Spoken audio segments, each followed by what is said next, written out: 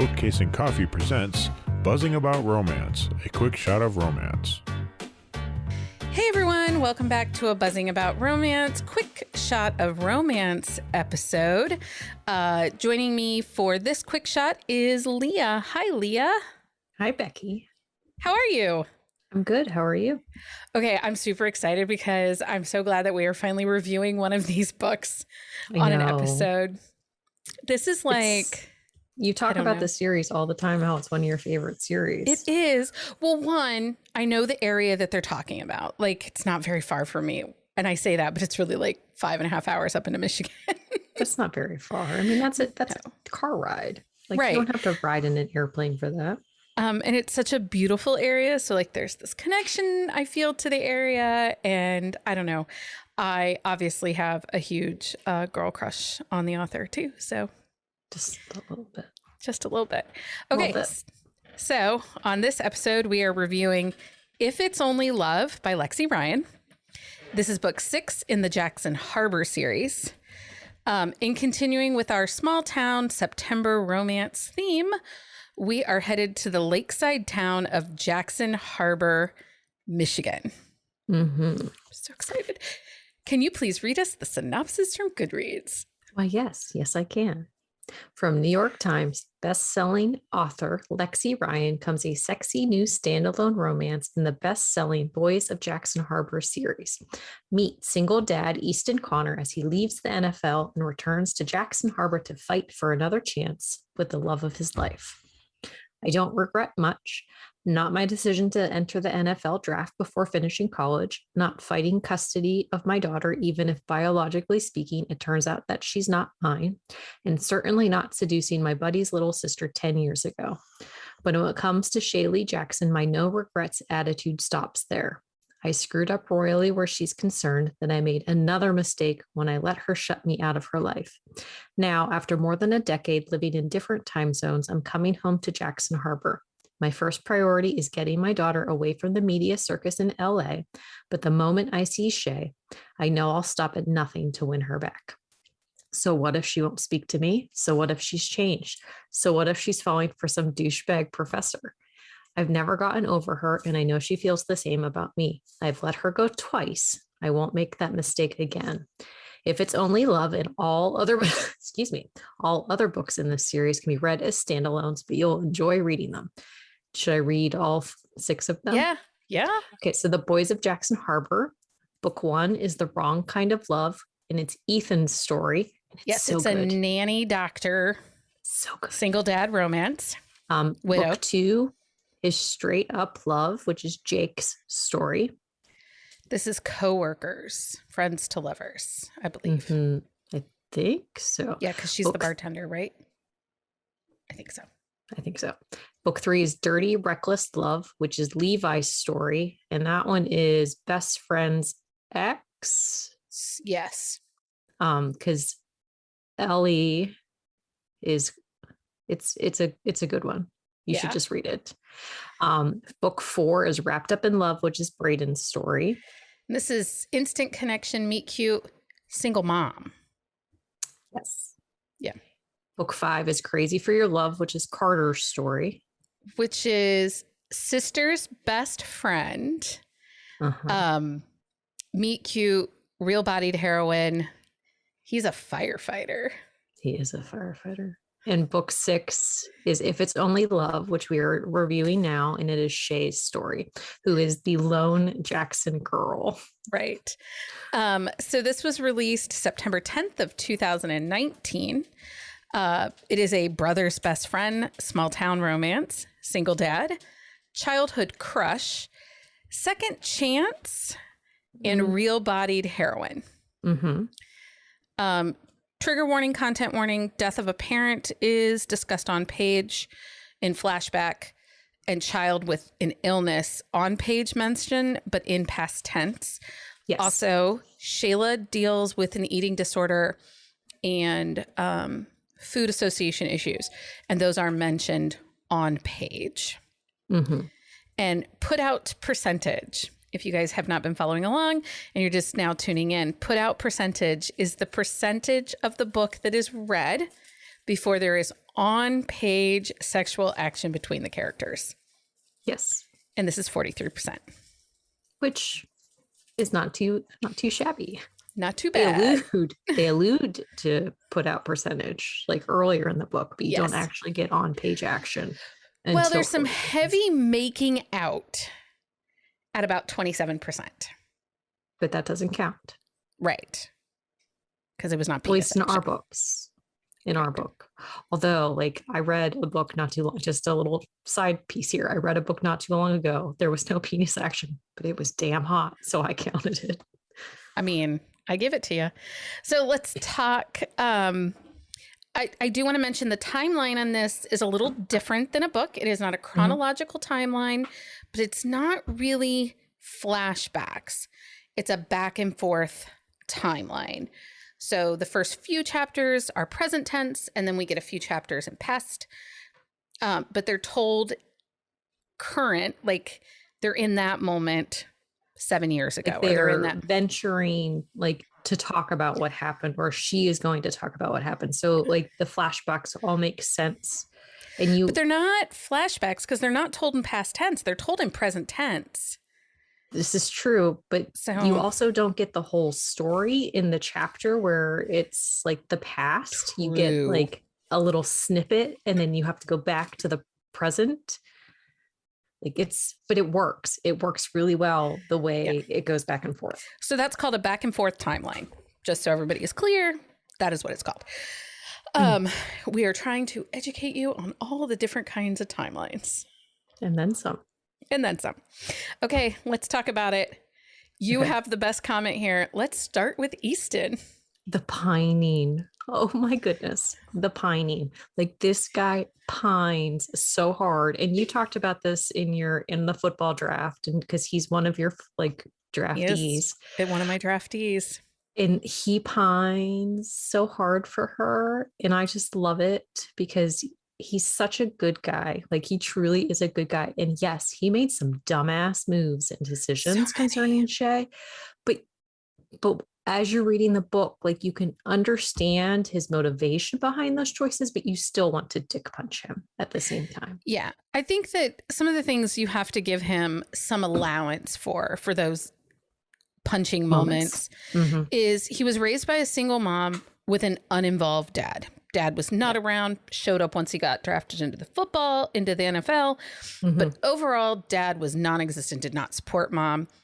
So there is this really deep down desire for Easton that when the time comes that he's going to be a dad, and he is a dad, he is 170,000% all in for his child. Yes. Like, outside of that, those moments are all that matters. And he's never gonna be the guy that his dad was. No. Well, and he really wants to try and create this family unit with the mother of his child and him. Like, he wants that family unit because he never had that. Like, he was around the Jacksons and he saw their family unit and how they interacted with everyone. And he strives for that. So, like, you could understand, like, when he finds out that she is pregnant, like, he goes back to that. And you don't, like, you want to fault him because he loves Shay, like, how much he cares for her. But at the same time, like, you get his motivations because of the way he was raised. Well, and so that's something to bring up, and then we'll get to Shay. But so in this story, he has an on again, off again girlfriend. They are not really together. She's a pop star. He's a football player. They're both in Los Angeles. This is not a situation of cheating. No. They are broken up. But there's this really incredible moment between the two of them, between Shay and Easton, where Easton, shows just what a swoon-worthy guy he is. And, but as that is ending and he goes back to Los Angeles after this moment they've had together, it's because his ex is pregnant and she says he is the father.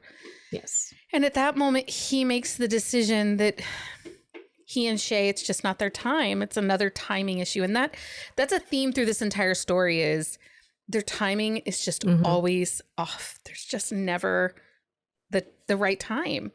Yeah, well, because even as the book opens, like she's still pretty young, like he's getting drafted, like, and it just he can't make those decisions because she's so young still. So it's timing. Like that, you're right. That's the theme throughout the whole book is timing, and really until the very end when like everything comes to like a culmination. Like timing is the issue on all their choices and all their decisions.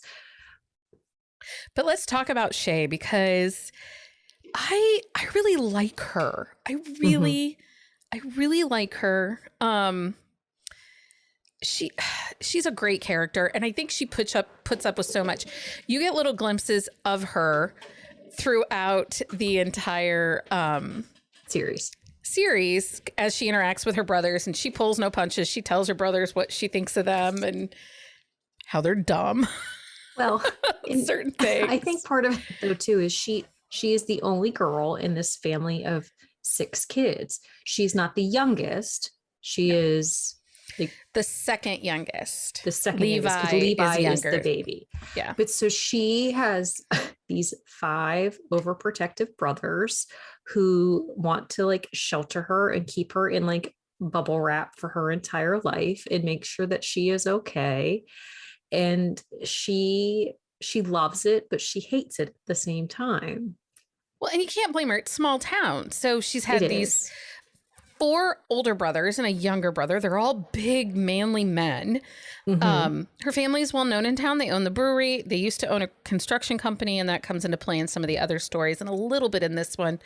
The brewery is not as centered in this book as it is in the previous books, because Shayleigh is working on her PhD in French literature. Yeah, she's a professor at a college, like as she is going through school. And one thing I really liked about her though is she's kind of doing her own thing. Like she wants to finish her degree. She wants to make decisions for herself. Like she's not sure if staying in Jackson Harbor with her family is the best choice for her. Like, and when Easton comes home, he kind of throws her life into a massive chaos because she's gotten so used, like she has loved him forever and like she will always feel that, but she's gotten so used to him being not there.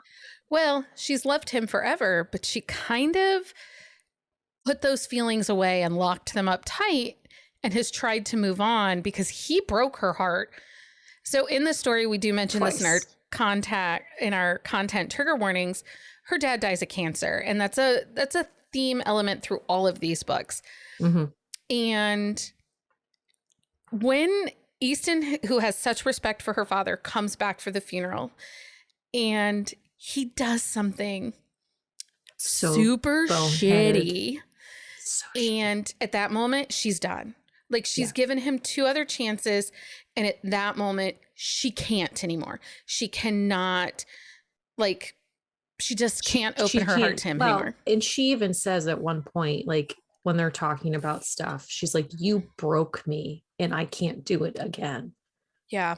And I mean, really, he did. He broke her in a way that was like your breath catches in your throat and your heart's like kind of thuds a little bit because it's a moment and you're like, what did you do? But now, you feel that in the moment, like after Paris, like you feel that but you get it, but you still feel that heartbreak because she was so sure that things were going to move forward, but they didn't. Yeah. And emotions are hard for her. She is not a typical emotional female. She is very guarded, even within her own family. And I don't know if that's self-preservation. Her mother also has had a recent battle with cancer. And again, that's dealt with in the other books. And her mother is clear of the illness at the time of this book. But I think that Shay is so concerned about not wanting to be a burden on anyone in her family that she kind of closes herself off and contains her emotions. But when Easton comes back to town, she's actually dating friends with benefit with a fellow professor who is also like the lead of her doctorate committee. So who is really a giant douche nugget. He is. Professor Douchebag is what Easton calls him throughout the entire book. And I'm not giving him a lot of time, just like I'm not going to give the ex-wife Scarlett a lot of time. But he's an ass. Such an ass. Such an ass. There's that's all you need to know. That's all you need to know. There is a moment in this book, though, with the ex-wife that broke my heart even more after the funeral scene. It's that funeral. Like that poor girl. It's like at 2 days funeral. later, the ex-wife shows up, who at this time is now his fiance because they're not married yet. But she is pregnant, and she shows up and is like, I need you to walk away. I need you to let him go because he belongs. That's when she told her that Abby was sick. Oh, that's when the daughter they was were sick. already married. Ugh. And that was when she told her Abby was sick, and she needed to back off because he needs to be there for them. It's and just so much emotion. She's already down. Like her dad died, and then he already kicked her while she was down with his incorrect information that he gave her. Oh, we're not talking about that. And then the wife shows up and does what she does, and it's like, how much like emotional like upheaval can this girl take? And I think after that funeral, that might have been the turning point where she's like, I'm just done sharing things too. Yeah. Like she kind of just was like, I'm going to just internalize because it's not worth talking about my feelings because they just get trampled.